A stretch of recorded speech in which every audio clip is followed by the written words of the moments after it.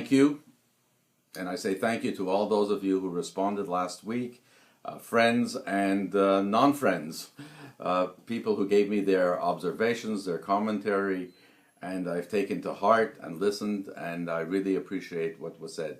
To those of you who indicated that you thought that this was under a new auspices, you were absolutely correct. It's under Shomer Israel, which is a brand new organization, and I've been asked to be the president of that organization.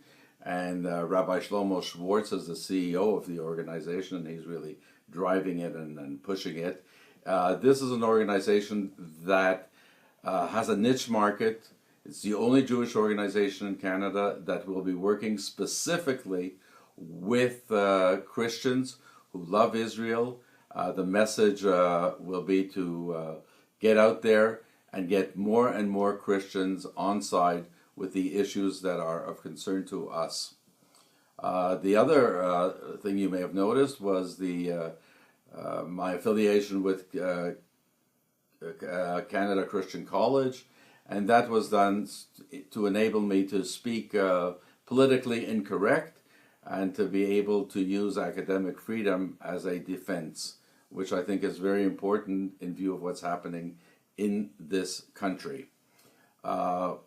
Today, I want to spend a moment with you, as I do with students who are in my classes.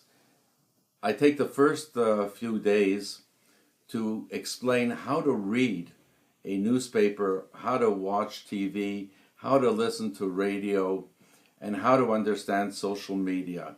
And understanding that all of these entities have their own political perspective and agenda.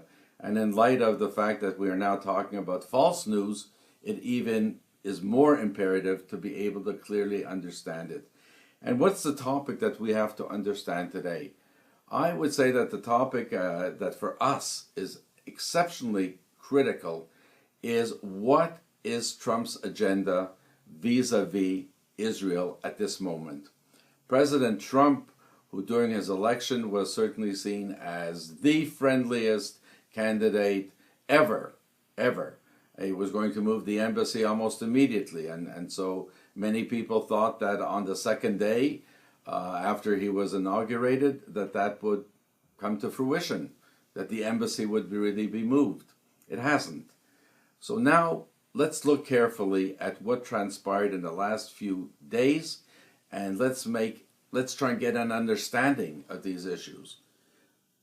Press conference, Bibi and President Trump, and it's a love-in. It's a love-in. Nevertheless,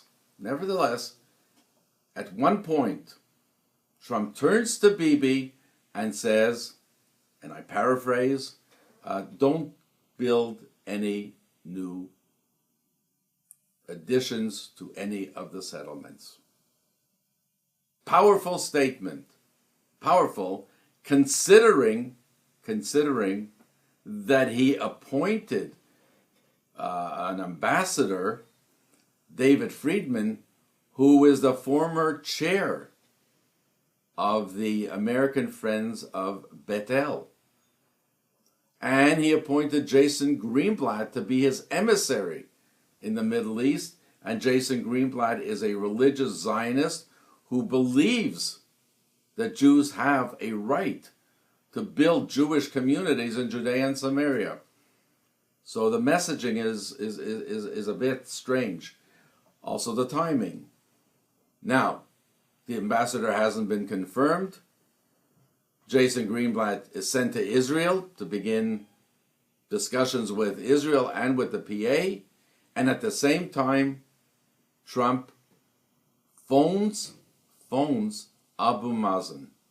And the phone call is important because according to Jibril Rajoub, the chairman of the Central Committee of Fatah and the former strongman of the Judea and Samaria,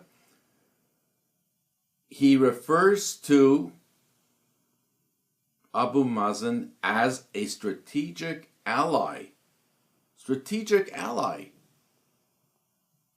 Which is quite surprising because the impression was that only Israel was the strategic ally that the United States was counting on. We have an interesting development in this sense.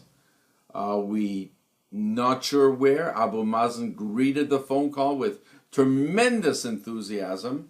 He's already put out several conditions under which he will meet and discuss with Israel again. And one of the conditions, and I think this says it all, that Israel must accept that they go back to the 1967 borders, which is absolutely ridiculous because it also means that Jerusalem and the Kotel and all of that somehow will fall into Palestinian hands. Nevertheless, he's going to be welcomed in the White House.